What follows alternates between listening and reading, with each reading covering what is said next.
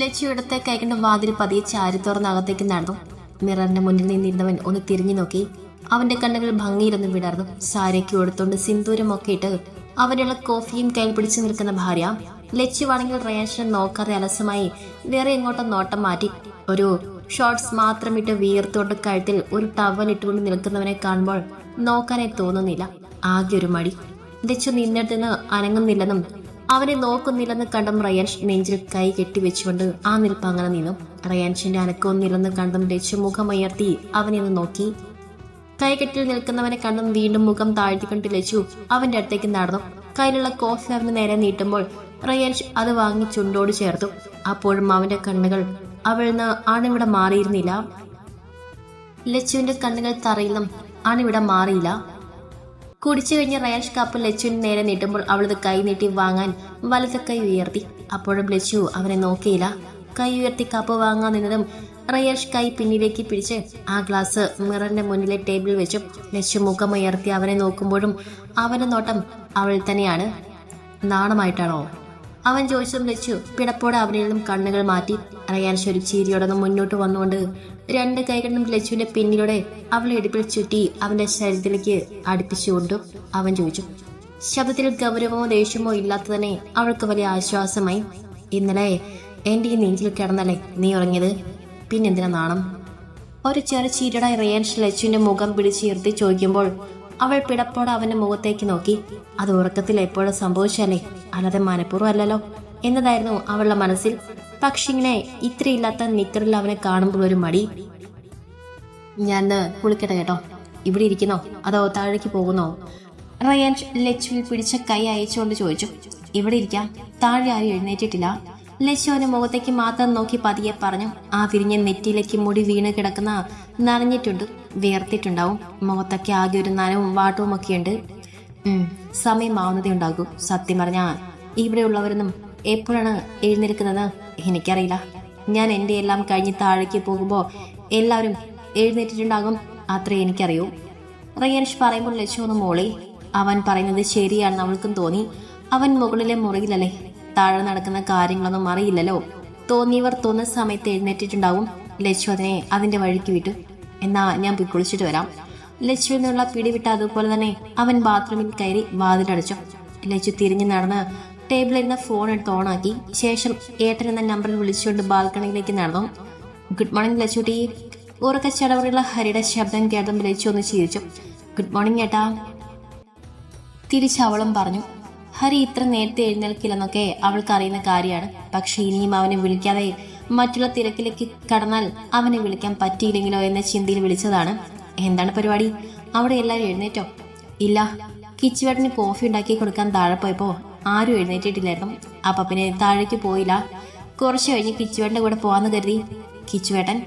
ഹരിയുടെ ചെവിയിൽ ആ വാക്ക് മാത്രം അലയടിക്കുന്നതിനൊപ്പം ചുണ്ടുകൾ പതിയെന്ന് മൊഴിയുക കൂടെ ചെയ്തു. അവന്റെ ചുണ്ടിൽ പതിഞ്ഞൊരു ചിരി വിരിഞ്ഞു. ഒരു രാത്രി കൊണ്ടുള്ള മാറ്റം. ഹരി അവളുടെ വാക്കുകൾക്കൊന്നും മൂളിക്കൊടുത്തു. ആദ്യത്തെ ഒരു ദേഷ്യമൊന്നും അവനിപ്പോ റയാൻഷിനോടില്ല. അതൊക്കെ കുറഞ്ഞു കുറഞ്ഞു വരുന്നുണ്ട്. അപ്പോഴും മുഴുവനായും അവനോടുള്ള ദേഷ്യമൊന്നും അലിഞ്ഞില്ലാതെയായിട്ടില്ല. ഇന്നലെ ഇവിടുന്ന് പോയിട്ട് ഏട്ടൻ വിളിച്ചൊന്നുമില്ലല്ലോ. ഞാൻ കുഞ്ഞിയുടെ കൂടെയായിരുന്നു. റൂമിൽ വന്നപ്പോൾ വൈകി, അതാണ് ഞാൻ വിളിക്കാതിരുന്നത്. ഏട്ടൻ നേരെ വീട്ടിലേക്ക് തന്നെയല്ലേ പോയത്? ലച്ചു എന്ന് പറയുമ്പോൾ ഹരി ഒന്ന് മോളി. കുഞ്ഞെന്ന് പറയുമ്പോൾ ഒന്നിനെത്ര പോന്ന ഒരു പെണ്ണിന്റെ മുഖം അവന്റെ മനസ്സിൽ തെളിഞ്ഞു. ഇഷ്ടക്കേടോടെ അവൻ മുഖം ഒന്ന് ചുളിച്ചു. അഹങ്കാരി, ഏട്ടനെ പോലെ തന്നെ. ഒപ്പം അവന്റെ മനസ്സ് മന്ത്രിക്കൂടെ ചെയ്തു. ഈ കുഞ്ഞൊന്നും ആളത്ര ശരിയല്ല. അതിന്റെ കൂടെ ഒന്നും അധികം നടക്കാൻ നിൽക്കണ്ട. നിന്നെ ആകെ അംഗീകരിക്കുന്നത് റയാൻഷിന്റെ അച്ഛനും അമ്മയും മാത്രമാണ്. അവരോട് തന്നെ പരിധിയിൽ കൂടുതൽ ഒരടുപ്പവും വേണ്ട. ഹരി പറയുമ്പോൾ ലച്ചൊന്നും മിണ്ടിയില്ല. എന്തിനും ഒരു ചെറിയ സങ്കടം തോന്നി. ഏട്ടൻ നിനക്ക് സങ്കടമാവാൻ പറഞ്ഞതല്ലേ ലച്ചു?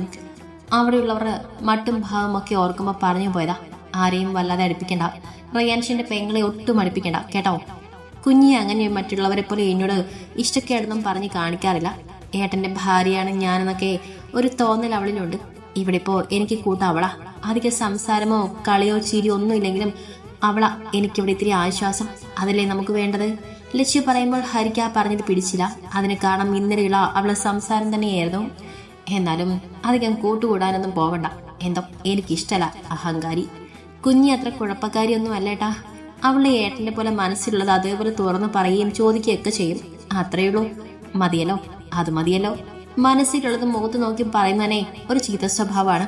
എതിരെ നിൽക്കുന്നവന്റെ മനസ്സ് കാണാതെ വായിൽ തോന്നിയതൊക്കെ അങ്ങോട്ട് പറയാ. അതല്ലേ ഈ മനസ്സിലൊന്നും വയ്ക്കാതെ പറയുന്ന സ്വഭാവം. ഹരി ഇത്തിരി കടുപ്പിച്ചുകൊണ്ട് പറയുമ്പോൾ ലച്ചു കണ്ണുകൾ അടിച്ച് മുറുകെ പിടിച്ചുകൊണ്ട് നിൽക്കുകയാണ്. റൈലിംഗ് പിടിച്ച വലത്തെ കൈ അവിടെ അമർത്തി പിടിച്ചിട്ടുണ്ട്. ഇടത്തെ കൈ കൊണ്ട് ചെവിയിലിരിക്കുന്ന ഫോണും അമർത്തി പിടിച്ചു. ആ ഇടത്തെ കൈക്ക് പുറത്ത് നനവ് പറ്റിയ മുടിയിഴകൾ തട്ടി തടയുന്നുണ്ട്. പിന്നിൽ വിയർത്തൊട്ടിയിരിക്കുന്ന മുടിക്കിടയിലൂടെ അവന്റെ ശരീരത്തിലെ തണുപ്പ് വെട്ടിയിറങ്ങിയ ജാക്കറ്റിനെ പുറത്തോടെ തട്ടുന്നുമുണ്ട്. ആ തണുപ്പ് ശരീരമാസകലം ഒരു ഷോക്ക് പോകുന്നത് പോലെ തോന്നുന്നുണ്ട്.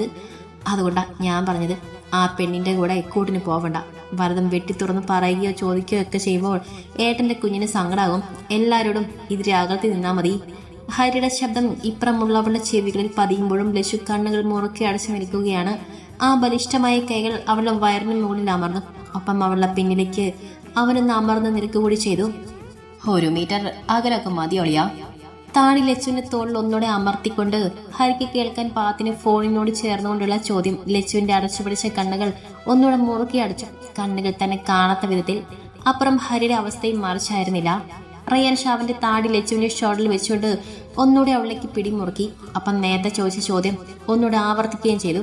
പറളിയ 1 മീറ്റർ അകലം മതിയോന്ന്. ദേഷ്യമോ ഗൗരവോ ഒന്നും ആ വാക്കുകൾ ഉണ്ടായിരുന്നില്ല. ഒരു കളിയാക്കലായിരുന്നു. അത് ഹരിക്ക് മനസ്സിലാവുകയും ചെയ്തു. 1 മീറ്റർ അകലമൊന്നും പോരളിയ. 1 കിലോമീറ്റർ അകന്നു നിന്നാൽ പോലും കുറഞ്ഞെന്നേ ഞാൻ പറയൂ. ഗൗരവമോ ദേഷ്യമോ ഒന്നുമില്ലാതെ റയാൻഷ് പറഞ്ഞ പോലെ കളിയാക്കിക്കൊണ്ടുള്ള ഹരിയുടെ വാക്കുകൾ കേട്ടപ്പോൾ ലച്ചു മുറുക്കി അടച്ചു പിടിച്ച കണ്ണുകൾ തുറന്ന മുഖം ചേരിച്ചുകൊണ്ട് റയാൻഷിനെ നോക്കി. ആ പറഞ്ഞതിന് ഇനി 2 പറയും, തിരിച്ചവിടെ 4 പറയും. അങ്ങനെ അതൊരു വിഷയമാകും. എന്തിനാണ് വെറുതെ? ലച്ചു മുഖം ചേരിച്ചുകൊണ്ട് റയാൻഷിനെ നോക്കിയ സമയം അവന്റെ ചുണ്ടും മൂക്കും കവളുമൊക്കെ ലച്ചുവിന്റെ കവളിൽ തട്ടി ഉരസിപ്പോയി. ഒരു പിടപ്പോടെ റയാൻഷിൽ നിന്നും അകന്നു മാറാൻ ശ്രമിച്ച് ലച്ചുവിന്റെ വയറിൽ ഒന്നുകൂടെ കൈ അമർത്തിക്കൊണ്ട് അവൻ അവളെ അവനോട് ചേർത്ത് വെച്ചു. ഒപ്പം മുഖം ഒന്നുകൂടെ ലച്ചുവിന്റെ കവളിലേക്ക് ഒന്ന് അമർത്തി വെച്ചു. കുളി കഴിഞ്ഞത് കൊണ്ട് തന്നെ അവന്റെ മുഖത്ത് തണുപ്പ് ലച്ചുവിന്റെ കവളിൽ അവൾ അറിഞ്ഞു. അതൊന്നും എന്റെ വീട്ടിൽ നടക്കില്ലളിയ. അളിയന്റെ വിവാഹം കഴിഞ്ഞ ശേഷം അളിയന്റെ ഭാര്യ അളിയൻ എങ്ങനെയൊക്കെ ചെയ്തോ. 1 കിലോമീറ്ററോ 10 കിലോമീറ്ററോ കൊണ്ടുപോയി നിർത്തിക്കോ. പക്ഷെ എന്റെ ഭാര്യ ഞാൻ അങ്ങനെ ചെയ്യില്ല, കേട്ടോളിയ. ലച്ചുവിന്റെ കവളിൽ അവന്റെ മൂക്കും താടിയും ഒന്നുറച്ചുകൊണ്ട് അവൻ പറഞ്ഞു നിർത്തി. ഹരിയുടെ ഭാഗത്തു നിന്ന് മറുപടി ഒന്നും വന്നില്ല. അതുകൊണ്ടാണ് കേട്ടോ അളിയെന്ന് ഒന്നുകൂടെ ഊന്നി ചോദിച്ചത്. ലച്ചു ഒന്നും മിണ്ടാതെ റയാൻഷിന്റെ കേൾന്ന് പോയി. 2 പേർക്കിടയിൽ കിടന്ന ശ്വാസം മുട്ടുന്ന പോലെ ഒരു വാക്ക് നല്ലതുപോലെ പറഞ്ഞാൽ അടുത്ത നിമിഷം വീണ്ടും വാക്ക് തർക്കം. എന്റെ വീട്ടുകാരനും എന്റെ ജീവിതത്തിൽ കയറി കളിക്കലളിയ. കളിക്കാൻ ഞാൻ സമ്മതിക്കില്ല. അതിൽ വലിയൊരു കൊട്ടുള്ളതായി റയാൻഷിന് തോന്നി. അതിന് നിന്റെ ജീവിതത്തിൽ കയറി കളിക്കാൻ അവിടെ ആരാ ഉള്ളത്? നിന്റെ തന്ത മാത്രമല്ലേ ഉള്ളൂ. ഇവിടെ അങ്ങനെയല്ല. എല്ലാം എനിക്ക് വേണ്ടപ്പെട്ടവരാ, എനിക്ക് പ്രിയപ്പെട്ടവർ. ആ പറഞ്ഞ പ്രിയപ്പെട്ടവരിൽ എന്റെ പെങ്ങൾ പെടുവോ?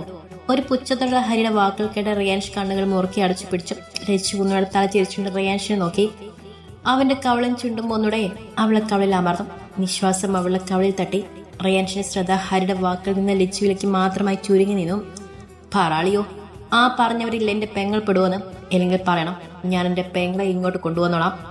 അങ്ങനെ ഇഷ്ടമില്ലാത്തവരൊന്നും എന്റെ പെങ്ങളെ കഷ്ടപ്പെട്ട് കൂടെ നിർത്തണ്ട. റയാൻഷിന്റെ മൗനം ആസ്വദിച്ചുകൊണ്ട് ഹരി പറയുമ്പോൾ ലച്ചു റയാൻഷിന്റെ മുന്നിലേക്ക് തിരിഞ്ഞ് അവൻ അഭിമുഖമായി നിന്നു. റയാൻഷിന്റെ മുഖം ചുവന്ന് തൊടുത്ത ദേഷ്യം കൊണ്ട് വലിഞ്ഞു മുറുകുന്നത് ലച്ചു പേടിയോടെ നോക്കി. ഏട്ടാ, ഞാൻ വെക്കുക, പിന്നെ വിളിക്കാം, ദയനീയമായി ലച്ചു പറഞ്ഞു. ഒപ്പം അതിലും ദയനീയമായി മുന്നിൽ നിൽക്കുന്നവനെ ഒന്ന് നോക്കുകയും ചെയ്തു. എന്ത് സഹിക്കാം, ഏതും സഹിക്കാം. പക്ഷെ ഹരി പറഞ്ഞ ആ വാക്ക് ലച്ചുവിനെ അവൻ കൊണ്ടുപോയിക്കാളാമെന്ന് പറഞ്ഞത് അത് മാത്രം റയാൻഷിനെ കൊണ്ടു. അങ്ങനെ നിനക്ക് തോന്നുമ്പോൾ കൊണ്ടുപോകാനും നിനക്ക് തോന്നുമ്പോൾ കൊണ്ടുവരാനും ഇത് നിന്റെ ഭാര്യയല്ലോ, എൻ്റെ ഭാര്യയല്ലേ, പെങ്ങളാണല്ലോ. ഒരു പക്ഷെ നിന്നേക്കാൾ അധികാരവും അവകാശവും സഹോദരനായി എനിക്കാവും. സംശയമുണ്ടോ നിനക്ക്? ഭർത്താവ് പോയ വേറെ ഭർത്താവിനെ കിട്ടും, പക്ഷെ വേറെ കൂടെ പിറപ്പിനെ അവൾക്കിനി കിട്ടില്ല. ലച്ചുവിന്റെ ചെവിയിൽ ഇരുന്നിരുന്ന ഫോൺ വാങ്ങി ചെവിയിലേക്ക് വെച്ചുകൊണ്ടാണ് റയാൻ സംസാരിക്കുന്നത്. കിട്ടും, അതിന് നീ നിന്റെ അച്ഛ പറഞ്ഞു മുഴുവനാക്കാൻ ലച്ചു സമ്മതിച്ചില്ല. റയാൻഷിന്റെ വാ അവൾ പൊത്തിപ്പിടിച്ചു. ദേഷ്യത്തിൽ ഹരിയുടെ എന്തോ പറയാൻ വന്നവൻ ലച്ചുവിനെ നോക്കി. പ്ലീസ്. കണ്ണൊക്കെ നിറച്ചൊരു വിതമ്പലോടെ അവൾ പറയുമ്പോൾ റയാൻഷിന്റെ ദേഷ്യമൊക്കെ അലിഞ്ഞില്ലാതെയായി. അവൻ നിശ്വസിച്ചുകൊണ്ട് ഫോൺ ലച്ചുവിന്റെ കയ്യിൽ തന്നെ കൊടുത്തു. ഏട്ടാ, ഞാൻ പിന്നെ വിളിക്കാം. ലച്ചു ഫോൺ ചെവിയോട് ചേർത്ത് വെച്ചുകൊണ്ട് പറയുമ്പോൾ ഹരി ഒന്ന് മോളി. ലച്ചു ഫോൺ കട്ടാക്കി റയാൻഷിന്റെ മുഖത്തേക്ക് നോക്കി. രണ്ടാളെന്തെങ്ങനെ? ചോദിക്കുമ്പോൾ നിറഞ്ഞു നിന്ന കണ്ണിൽ നിന്ന് കണ്ണുനീർ ഒഴുകി തുടങ്ങിയതും റിയാൻഷ് ഒന്നും മിണ്ടിയില്ല. അവന് മുന്നോട്ട് വന്ന് ലച്ചുവിന് തോളിൽ പിടിച്ച് അവന്റെ നഗ്നമായി നെഞ്ചിലേക്ക് അവളെ പൊതിഞ്ഞു പിടിച്ചു. നിങ്ങൾ രണ്ടുപേരും ഇങ്ങനെ ഓരോന്ന് പറഞ്ഞ് വഴക്കിടുമ്പോൾ എനിക്കെന്ത് സങ്കടമാണെന്നറിയോ? രണ്ടുപേരും എനിക്ക് ഒരുപോലെയല്ലേ?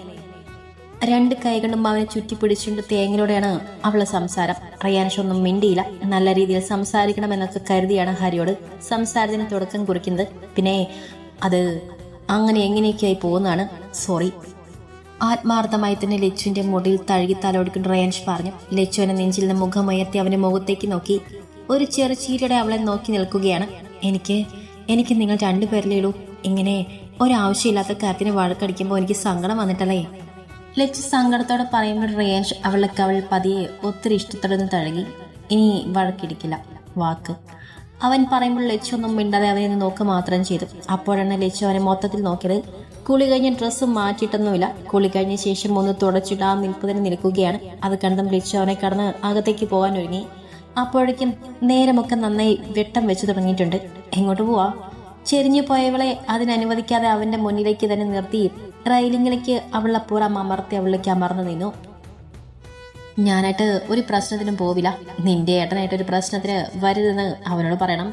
ഇത്തിരി ഗൗരവം ആ വാക്കിലുണ്ടെങ്കിലും സ്നേഹത്തോടെ വാത്സല്യത്തോടെയാണ് അവനത് പറഞ്ഞത്. മുഖത്തേക്ക് പാറി വരുന്ന മുടിയിഴകളെ പതിയെ ചെവിക്ക് സൈഡിലേക്ക് ഒതുക്കി വെച്ചുകൊണ്ട് അവൻ ലച്ചുവിന്റെ മുഖത്തിന് നേരെ മുഖം താഴ്ത്തി. ആ വിറയ്ക്കുന്ന ചുവന്ന ചുണ്ടിലേക്ക് അവന്റെ പിങ്ക് നിറത്തിലുള്ള ചുണ്ട് അമർത്തി വെച്ചപ്പോൾ രണ്ടുപേരുടെയും കണ്ണുകൾ ഒരുപോലെ കൂമ്പി അടഞ്ഞുപോയി. റിയാൻഷിന്റെ കൈ ലച്ചുവിന്റെ ഇടുപ്പിൽ അമർന്നു. ലച്ചുവിന്റെ കൈ റിയാൻഷിന്റെ മുതുകിലും അമർന്നു. അമർത്തി വെച്ച ചുണ്ട് അകത്തി ലച്ചുവിന്റെ കീഴ്ചുണ്ടിനെയും മേൽചുണ്ടിനെയും ഒരുപോലെ വായിലാക്കി നുഴഞ്ഞു തുടങ്ങിയതും ലച്ചു ഒന്ന് പിടഞ്ഞു. ആ പിടിച്ചിനെ അടക്കി പിടിച്ചുകൊണ്ട് റിയാൻഷ് അവളിലേക്ക് ഒന്നുകൂടെ അമർന്നു. ഒപ്പം ആർത്തിയിൽ ആ മധുരം നുഴഞ്ഞു തുടങ്ങി. രണ്ട് കൈകൾ കൊണ്ടും ലച്ചുവിനെ അവനിലേക്ക് അടുപ്പിച്ചുകൊണ്ട് റിയാൻഷ് ലച്ചുവിന്റെ ചുണ്ടുകളെ നുണഞ്ഞുകൊണ്ടിരുന്നു. ആദ്യമായി അറിയുന്ന അനുഭൂതിയിൽ റിയാൻഷിന്റെ ബുദ്ധി മരവിച്ചതുപോലെയാണ്. ഒന്ന് ശ്വാസം വിടാൻ കഴിയാതെ ലച്ചു ഒന്ന് മൂളി. രണ്ടുപേരുടെയും ചുണ്ടുകൾക്കിടയിൽ കിടന്ന ആ ശബ്ദം ഞെരിഞ്ഞമർന്നു. ഇടുപ്പിലമർത്തി പിടിച്ചിരുന്ന റിയാൻഷിന്റെ കൈകൾ അവിടുന്ന് എങ്ങോട്ടൊക്കെ സ്ഥാനം മാറി സഞ്ചരിച്ചു തുടങ്ങി. നഗ്നമായ റിയാൻഷിന്റെ നെഞ്ചിൽ ലച്ചു അമർത്തി പിടിച്ചു. ഒരു തുള്ളി ശ്വാസം കിട്ടാതെ ശ്വാസം മുട്ടുന്നെന്ന് തോന്നിയതും ലച്ചു തറയിട്ട് കുലുക്കി. കണ്ണുകൾ അടച്ച് അവളെ ചുണ്ടുകൾ നുഴഞ്ഞു വലിച്ചിരുന്നവൻ കണ്ണുകൾ വലിച്ചു തുറന്ന് അവളിൽ നിന്ന് മുഖം പിന്നിലേക്ക് വലിച്ചു. നനഞ്ഞൊട്ടി കുതിർന്ന ചുണ്ടുകൾ പരസ്പരമാകുന്നു. മുഖം മാത്രം അല്പം അവളിന്ന് അകത്തിയ ശേഷം ശരീരം അങ്ങനെ തന്നെ അവളിലേക്ക് വെച്ചുകൊണ്ട് അവൾ ലച്ചുവിന്റെ മുഖത്തേക്ക് അടിമുടി നോക്കി. കണ്ണുകൾ പാതി അടച്ചു പിടിച്ച് വാ തുറന്ന് ആഞ്ഞ് ശ്വാസം വലിച്ചു വിടുന്ന ആ പെണ്ണിലേക്ക് റിയാൻഷ് ഒന്നുകൂടെ അമർന്നു. ഒരിക്കൽ മാത്രം അറിഞ്ഞ ആ രുചി വീണ്ടും വീണ്ടും അറിയാൻ തോന്നും.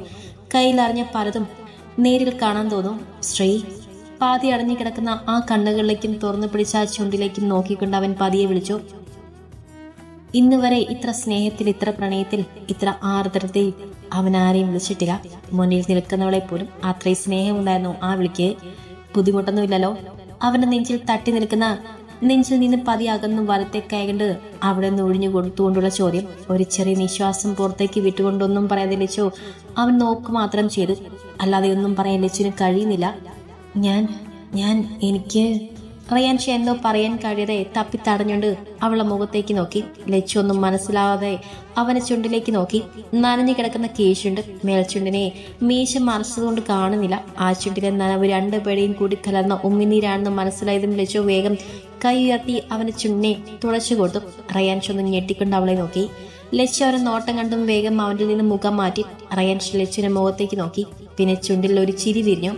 അവന്റെ നോട്ടം ലച്ചുവിന്റെ ചുണ്ടിലേക്ക് നീണ്ടു. മേൽചുണ്ടിലും കീഴ്ചുണ്ടിലും പരന്നു കിടക്കുന്ന ഉമ്മിനീർ കണ്ടപ്പോൾ അവന്റെ ചുണ്ടുകൾ കൂടുതൽ വിടർന്നു. ഒന്നുകൂടെ ലച്ചുവിലേക്ക് അമർന്നു നിന്നുകൊണ്ട് അവളെ രണ്ട് ചുണ്ടുകളും മൊത്തത്തിൽ അവൻ അമർത്തി തുടച്ചു കളഞ്ഞു. ലച്ചു കണ്ണുകൾ ഉയർത്തി അവന്റെ മുഖത്തേക്ക് നോക്കി. എന്റെ ചുണ്ടിൽ മാത്രമല്ല, രഹസ്യം പോലെ അവളെ തളർത്തുന്ന ശബ്ദത്തിൽ അവൻ പറഞ്ഞു. ലച്ചു കണ്ണുകൾ മുറുക്കി അടച്ചു പിടിച്ചുണ്ടെന്ന് വിശ്വസിച്ചു. എനിക്ക് മതിയായില്ല ശ്രീ. അവന്റെ വശ്യമായ ശബ്ദം അവളെ ചെവിയിൽ തട്ടി. നിശ്വാസം മുഖത്തെവിടെയോ തട്ടി. ലച്ചു കണ്ണുകൾ തുറന്നില്ല. നേരത്തെ അവൻ പറയാൻ വന്നത് ഇതാണെന്ന് മാത്രം അവൾക്ക് മനസ്സിലായി. മതിയായില്ല. വീണ്ടും വീണ്ടും അത് തന്നെ. ലച്ചിന്റെ ചുണ്ടിലൊരു ചെറു ചിരി വീഞ്ഞു. ആ ചിരിയോടെ അവൾ മുഖം താഴ്ത്തി. ആ താഴ്ന്ന മുഖം പിടിച്ചുയർത്തി വീണ്ടും ഒരു ചുമരം. നേരത്തെ അതേപോലെ. കിച്ചുവേട്ടാ.